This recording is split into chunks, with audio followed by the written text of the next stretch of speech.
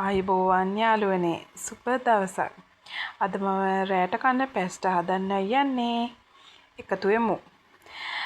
අපිට මේ අවශ්‍ය ද්‍රව්‍ය ටික ලෑස්ති කරගන්න ඕනේ. මෙතන මං දාන ඔක්කොම ටික නැහැ. මොකද මට පස්සේ තමයි අයිඩියා එක ආවේ මේ ටික දාන්න ඕනේ කියලා. ඒ ටික මම ඔයාලට කියන්නම් මොනවද මම තව එකතු කරේ කියලා. මේ ටික බලන්න මේ ටික දන්න දේවල් නේ සාමාන්‍ය. ඊට පස්සේ අපි මේ පොල් කිරි නම් අවශ්‍යයි යාළුවනේ අනිවාර්යෙන්. ෆ්‍රෙෂ් මිල්ක් හරි කමන්නේ.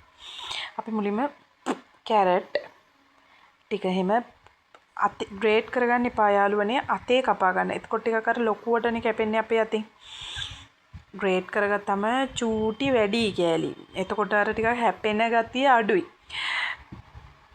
මේකට ඕනේ චුට්ටක් හැපෙන ගතියට. ඒ නිසා කැරට් ටික මම ඔක්කොම අතේ කපා ගත්තේ. මට ලෑල්ලේ කපලා හුරුත් නැහැ. උනට මම අතේ කපා ගත්තා. මොකද එතකොට තමයි ලොකුවට කෑලි එන්නේ. ඔක්කොම ලුණු කැරට් ප්ලීක්ස් දාන්න එපා. මේ ටික දාන්න ඕනේ. කැරට් ටික ඔය විදිහට ලොකුවට කපා ගන්න. ඊට පස්සේ ලුණු ටික.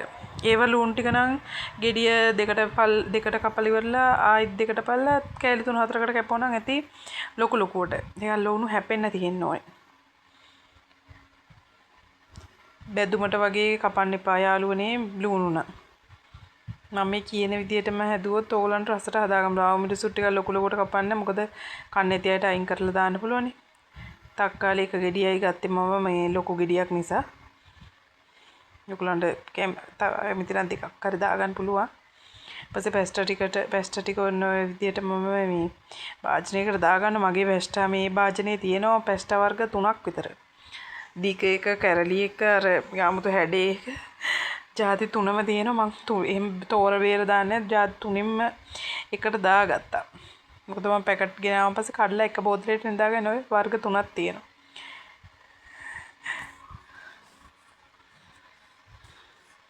වතුර දාලා ලිපේ තියාගමු අපි එක තැම්බෙන්න. අර ටික ලෑස්ති කරලා තියෙන්නේ අපි තැම්බගමු. ඒ ටික දැන් තැම්බගෙන ඒ ටික දැන් තම්බලව මම පැත්තකින් තිබ්බා. යාළුවනේ ඒ ටික වතුර බේරෙන්න මේ වේකට දාලා තිනේ. දැන් පොල් තෙල් ටිකක් දාගමු අපි තාච්චියට. ඔන්න දැන් මං කියන විදිහට පිළිවෙලට කරන්න ඕගොල්ලෝ. ඊපස්සේ ඉඟුරු සුදු ලුණු අනිවාර්යෙන්ම ඕනේ. ඉඟුරු සුදු ලුණු ටික හොඳට කොටලා කෑලි හැපෙන්නේ නැති වෙන්න කොටලා දාගන්න. ඒ ටිකෙන් එන රස නම් යාළුවනේ කියන්න තේරෙන්නේ. ඒ තරම්ම රසයි. මම මේ කියන ටික දාන්නකො වැඩි දේවල් අවශ්‍ය නැහැ අපිට. චීස් මේවා මේව ඕනේ අපිට. මම මේ කියන විදිහට ඕගොල්ලන් හදලා කාලවල. මට මේ යාළුවනේ ඕගොල්ලන්ට මට පෙන්වන්න බැරුණා දවල් උයපු මස් වල මස් කෑලි දෙකක් විතර වෙලා තිබ්බා. මම ඒකත් පොඩි පොඩියට කඩලා ඔය දැම්මා ඒකත්. එතකොට ටිකක් අර ඒකේ රසත් එනවනේ ඒකට. මම ඔය මස් කෑලි ටික තමයි දාගත්තේ. ඊට පස්සේ මම දානවා ලුණු ටික. ලුණු ටික ලොකු ලොකුට කපා ගත්තාම ලේසි. මම මේ කියන පිළිවෙලට හදලා බලන්න ඕගොල්ලන් කෑවොම තේරෙයි රස. අර හැමදාම හදන එකම ක්‍රමේන මේක වෙනස් කරලා බලන්නකෝ. තක්කාලි අමිස් ඔක්කොම ටික දාගන්නවා මම. දාගෙන ඉවරලා තමයි ඊට පස්සේ කුළුබඩු එකතු කරගන්නේ.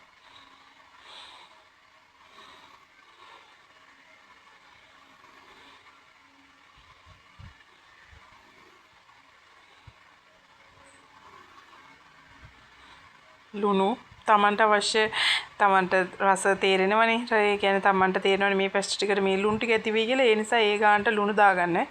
මට කියන්න තේරෙන්නේ නැහැ හැන්දක් දාන්න එහෙම කියලා. ඕගොල්ලන්ට තේරෙනවනේ. ඒ විදිහට කරන්න. මම නම් හැන්ද මේ තේ හැන්ද දෙකක්ද කොහෙද එකතු කරගත්තේ. ගම්බිරිස් සැර අනුව දාගන්න ඒකත්. මොකද යාළුවනේ පොඩි අය කනවා නම් ගොඩාක් සැර දැම්මම යාළුවට කන්න අමාරුනේ. කෑලි මිරිස් කෑලි මිරිස් චුට්ටක් ටිකක් දාගත්තා. මොකද ඒතකොට රසන පාටකුත් වෙනවනේ යාළුවනේ. ඊට පස්සේ මම පොල් කිරි ටික දාගන්නවා. පොල් කිරි ටික හොඳට පැහෙන්න දෙන්න ඕනේ යාළුවනේ. අපි හොඳට පොල් කිරි ටික දාලා කලවම් කරලා හොඳට පොල් කිරි ටික පැහෙන්න දෙන්න ඕනේ. එතකොට අර කැරට් ලොකු ලොකුවටනේ කපලා තියෙන්නේ. අපි ඒවත් හොඳට තැම්බෙනවා. අපි කරමුඩියකින් වහ ගන්නවා. ඊපස්සේ දැන් ඔන්න යාළුවනේ අපි දැන් පැස්ටා ටික එකතු කරන්න හදන්නේ. ඒ කියන්නේ දැන් ඕක හොඳට නටනවනේ, පේනවනේ. ඕකට පැස්ටා ටිකක් දාලා ඒ පැස්ටා වලට ඔය රස උරා ගත්තාම තියෙන රස මං කියනවට ඕගොල්ලෝ හදලා බලන්න. ඔය විදියට හොඳට කලවම් කරගෙන යාළුවනේ මට පොඩ්ඩක් මික්ස් වුණා ඕගලන්ට ඕක කලවම් කරලා හොඳට යාළුවනේ අපි විනාඩියක් විතර විනාඩියක් විතර ඕකේ විස්ම තියෙනවනේ කර අඩිය අල්ලන්නේ විනාඩියක් විතර යාළුවනේ හොඳට වහලා තියන්න. එතකොට අර ඕකේ අර තියෙන කිරි වලට පැස්ටා ටික ආයෙ තැම්බෙනවා. ඒ නිසා අර මම පෙන්නන්නේ යට අඩිය කිරි තියෙන්නේ ඒ ටික හොඳට මේ වෙන්න මම වහලා තිබ්බා.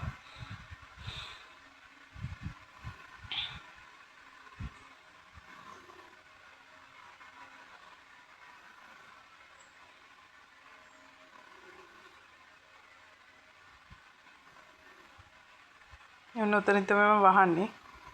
ඔය වහලා ඉවර වෙලා ඊට පස්සේ ඇරලා බැලුවම පේනවනේ යාළුවනේ චුට්ට පාට වෙනසක්.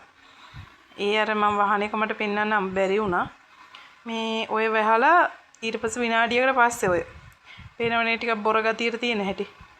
අර ඉස්ම නෑ දැන්. ඉස්ම ටික පැස්ටා වලට උරාගෙන. ඔක නිවෙනකොට තව ටිකක් උරා ගන්නවා පැස්ටා වලට. එතකොට මාරම රසයි. ටික එර හැලියේ රස්නිය යනකොට ඊපස්සේ මේ විදියට මම බෙදා ගන්නවා අපි ගානකට.